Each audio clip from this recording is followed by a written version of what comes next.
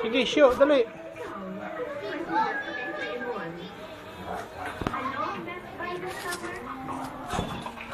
It's naturally fair skin all over for only 15 pesos. Only natural white body bar only 15 pesos. Sulit.com ng team. Tila marami ang naghahanap, marami ang mahanap. Ang dali, hanap, usap, deal. Sulit.com.ph. Ikaw, ano hanap mo? Dali, oh. Handa ka na? Yung testing time, kaya ng Ariel. Kaya naman ito, 5 pesos lang. Oh. Kaya naman.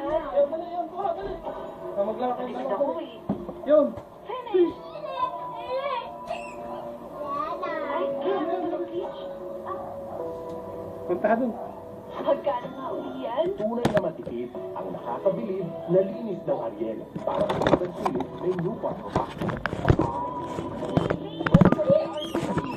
Ang pamilya.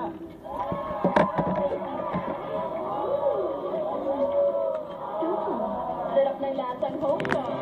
Welcome to Pamilya Argentina. Blow dry hair. Halika, dito tayo. Nakuha ko yung fullness. Kaso ba yun?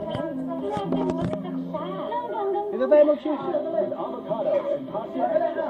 Ah. And teenager care. Help survive weakened fruits caused by humidity and heat. Now say hello to long-lasting fullness and shout.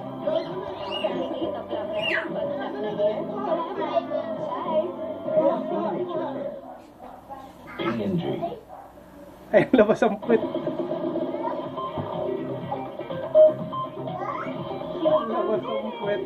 Hinihirang din ng most stylish love team ang tambalan Julian San Jose at Elmo Magalona ng isang team magazine. Pero kahit sila going strong ang tandem ng dalawa, totoo bang bubuwagin na ang love team nila? Makichika kay Katatibayan. Pagin sa pananamit, patok ang tambalan Julian San Jose at Elmo Magalona. Pero kung panalo ang dalawa sa first ever Jenny Magazine Style Awards bilang most stylish love team. Ang sikreto ng dalawa sa pagiging most stylish. Simple lang ang pagiging confident. Itinanggi naman ni Elmo na may relasyon sila ni Lauren. Sa awarding, mas talang pinag-favorite sina Sarah and Julie Albo ang kanilang fans na nag-duet.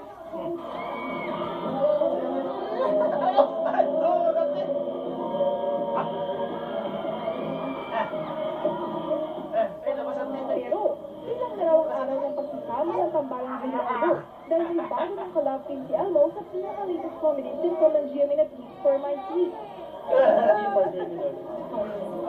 Okay lang.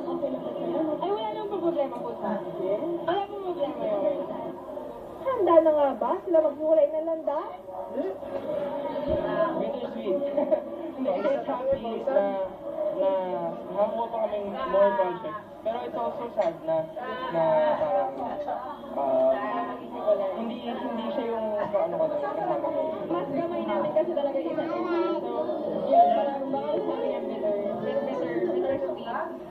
Sa Tatibayan, updated sa showbiz happening.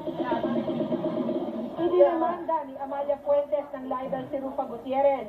Kasunod ng umano'y mapaninang tweets at pahayag umano ni Rufa. Di Amalia. Simula pa lamang daw ito dahil ang sunod daw niyang kakasuhan ay ang nanay ni Rufa na si Annabel Ramos. Narito ang report ni Mula ka namang gastong nagturo ngayong weekend si Amalia Fuentes at ang kanyang abogado sa Quezon City Prosecutor's Office para maghain ng reklamong libel laban kay Rufa Gutierrez. Sa abante ng economist na si Alan Jones at iba pang opisyal ng tabloid. Ayun lang daw nagigustong basahin ni Amalia ang pananahimik dahil sa paglugsa sa kamamatainang na asawa ni Hope Stevens. During all this time, they took it as if I was not going to answer anymore. And so, even Rufa started attacking me on TV and even on her tweet na hindi ko naman alam. So, now, I have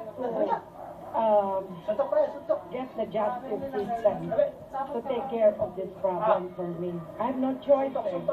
Ang tinutukoy na libel ni Amalia, ang mga mga umano'y mapanilang si Rufa, na isinulat naman ang writer ni Alan Rones sa kanyang column sa Abante Tonight. May mga naging pahayag din daw ang aktres sa presko ng kanyang pelikula. Na umano'y siya raw ang nagkakalat ng isyong nagkaanak daw si Rufa ng kambal at ibinenta raw ang bata ng inang si Annabel Rama. Itinanggi ni Amalia na galing sa kanya ang ganong storya. Katunayan, matagal na raw niyang hindi nakikita o nakakausap si Rufa. Kung meron siyang mga witnesses, she has to present documentary evidence. You cannot say, just sinabi. So she can now bring anybody. Because I have not spoken to Rufa in the past 5 years. Ayon kay Amalia, simula pa lang daw ito. Dahil sa susunod na linggo, ang ina naman ni Rufa na si Annabel Rama ang kanyang sasampahan ng reklamo. I will be filing several cases against her, including great threat, great coercion, many other things, hindi lang libel ang kay Annabel. Sinubukan namin kunan ng pahayag si Rufa, pero isang text message ang ipinadala ng kanyang personal assistant sa GMA News na sagot daw ni Rufa. Sa text message, wala